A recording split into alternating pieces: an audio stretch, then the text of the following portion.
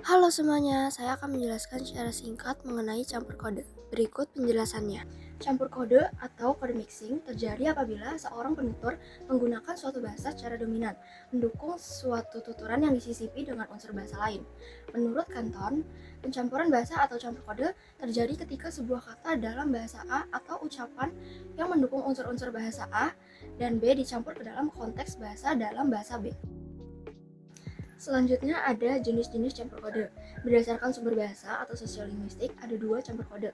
Yang pertama ada campur kode ke dalam atau inner kode mixing, yaitu campuran antara dialek atau variasi dalam bahasa yang sama. Contohnya begini, gue udah bilang ke lo dari kemarin. Itu merupakan contoh bahasa Indonesia dialek Jakarta.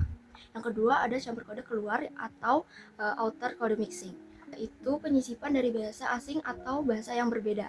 Contohnya, aku belum nonton film itu, katanya recommended banget.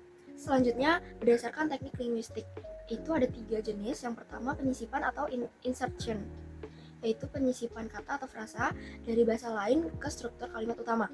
Contohnya, saya really capek hari ini. Yang kedua, ada alternasi atau alternation, yaitu pergantian antara klausa atau kalimat. Contohnya, kita harus belajar, I mean is important. Ketiga ada congruent atau congruent lexicalization, percampuran dua bahasa dalam struktur gramatikal yang sama. Contohnya, dia sudah di-approve sama dosennya. Ada beberapa penyebab terjadinya campur kode. Yang pertama, kebiasaan berbahasa bilingual atau multilingual.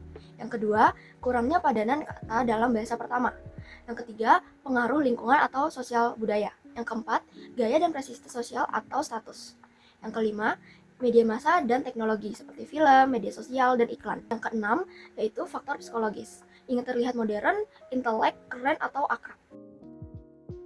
Dampak yang akan terjadi jika kita mencampur kode atau kode mixing itu ada dampak positif dan negatifnya. Dampak positifnya yang pertama dapat menunjukkan kemampuan bilingual atau multilingual. Yang kedua dapat menyesuaikan dengan konteks sosial tertentu. Yang ketiga dapat menambah kekayaan ekspresi bahasa. Dan ada dampak negatifnya. Yang pertama dapat mengganggu kemurnian bahasa jika digunakan secara berlebihan. Yang kedua menurunkan kemampuan berbahasa yang baik dan benar. Yang ketiga, membingungkan bagi pendengar yang tidak memahami bahasa campuran. Berikut contoh percakapan jenis campur kode keluar atau outer kode mixing. Duh, padahal update gue hari ini. Ya kan, hektik deh hari ini. BTW gimana progres rundown pensi nanti? Semua udah fix belum? Ada yang masuk belum confirm kehadirannya? What? Siapa? Jangan bilang yang gestar ya? Iya, masih belum kasih final confirmation. Mereka katanya lagi cek schedule dulu. Oke deh, follow up terus ya. Ya, lunch dulu yuk. Let's go. Jadi conclusion atau simpulan yang sudah saya bahas mengenai campur kode sebelumnya yaitu campur kode merupakan fenomena linguistik yang mencerminkan kekayaan sosial budaya masyarakat bilingual atau multilingual. Meskipun memberikan fleksibilitas dan efisiensi komunikasi, campur kode juga dapat berdampak negatif pada ketepatan dan pelestarian bahasa utama. Oleh karena itu, penggunaannya perlu disesuaikan dengan konteks dan lawan bicara agar tidak menimbulkan kesalahpahaman atau penyimpangan bahasa yang tidak perlu.